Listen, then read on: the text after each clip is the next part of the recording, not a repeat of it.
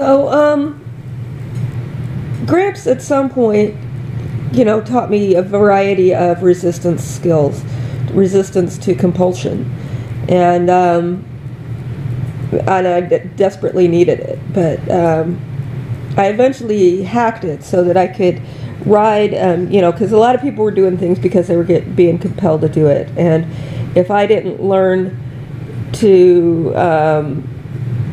kind of do a limited acceptance of compulsion, then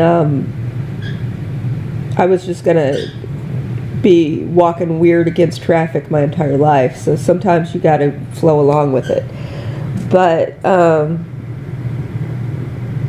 and I had plenty of people in my life that I could practice skills regarding that with.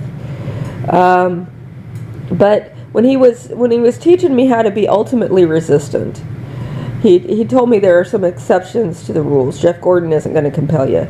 And but if you run into Jeff Majors, just agree to it. Do whatever he says. I would be in the habit of arguing, but it would force him into negotiations. And so that's kind of what happened.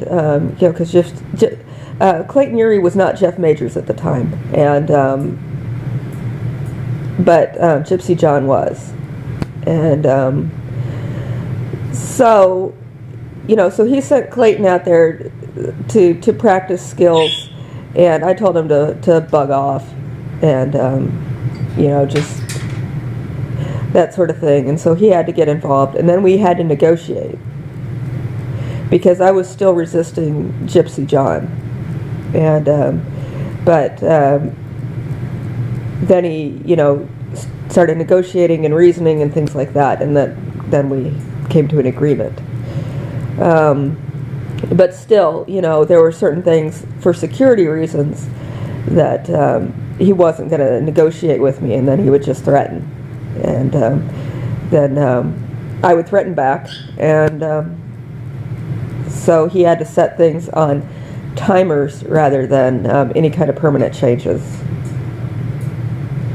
And so anyway, I was seeing in my mind's eye all the Keystone cops around here saying, "Well, you talked to him more than she did. Why do we get to question her about that?" And blah blah blah blah. And and Barney was right there. I mean, he could have asked me all sorts of questions, and instead we were talking about anatomy. It's how life goes.